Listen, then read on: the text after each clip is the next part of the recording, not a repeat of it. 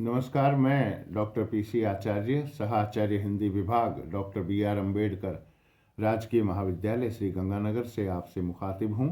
सर्वप्रथम आप सबको बहुत बहुत शुभकामनाएं। खूब स्वस्थ रहें, सजग रहें, सतर्क रखें, अपना बहुत बहुत ध्यान रखें।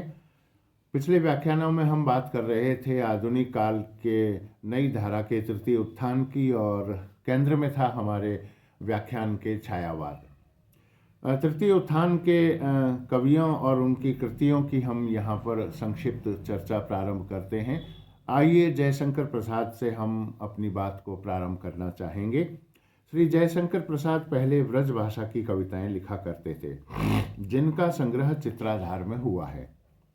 संवत 1970 से वे खड़ी बोली की ओर आए और कानन कुसुम, महाराणा का महत्व, करुणालय और प्रेम पथिक प्रकाशित हुए। कानन कुसुम में तो प्रायः उसी ढंग की कविताएं हैं जिस ढंग की द्विवेदी काल में निकला करती थी।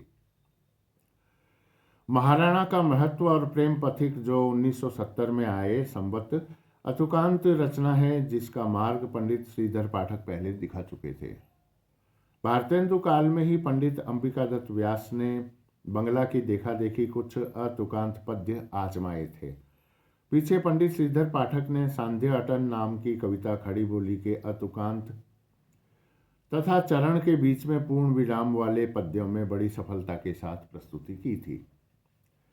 सामान्य परिचय के अंतर्गत दिखाया जा चुका है कि किस प्रकार सर्वश्री मैथिली शरण गुप्त, बद्रीनाथ भट्ट और मुकुटधर पांडे इत्यादि कई कवि अंतर्भावना की प्रगल्भ चित्रमयी व्यंजना के उपयुक्त स्वच्छंद नूतन पद्धति निकाल रहे थे।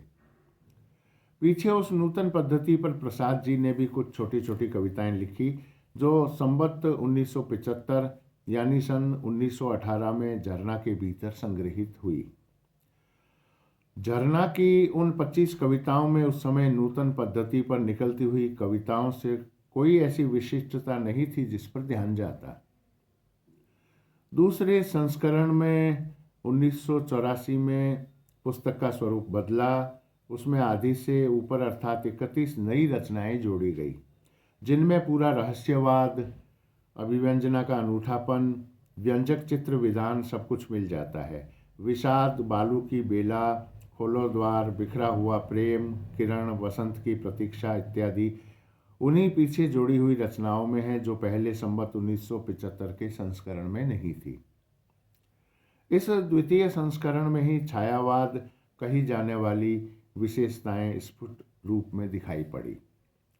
इसके पहले श्री सुमित्रानंदन पंत अप्रस्तुत विधान, चित्रमयी भाषा और लैक्षणिक वैचित्र आदि विशेषताएं अत्यंत प्रचुर परिमाण में सर्वत्र दिखाई पड़ी। प्रसाद में ऐसी मधुमयी प्रतिभा और ऐसी जागरूक भावुकता अवश्य थी कि उन्होंने इस पद्धति का अपने ढंग पर बहुत ही मनोरम विकास किया।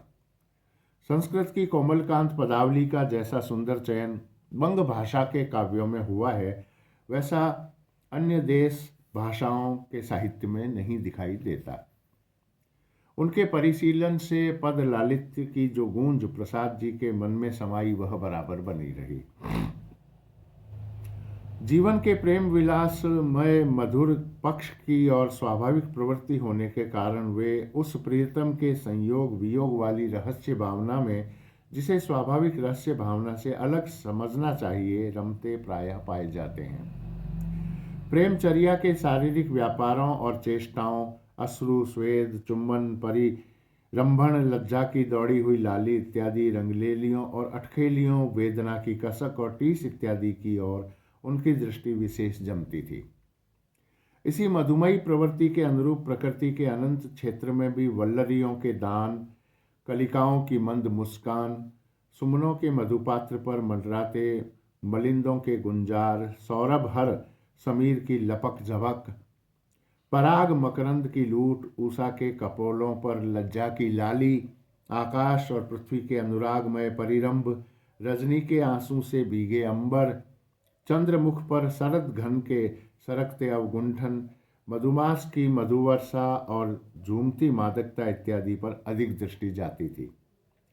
अतः इनकी रहस्यवादी रचनाओं को देख चाहे तो यह कहें कि इनकी मधुचर्या के मानस प्रसार के लिए रहस्यवाद का पर्दा मिल गया, अथवा यूँ कहें कि इनकी सारी प्रणयानुभूति ससीम पर से कूदकर असीम पर जा रही।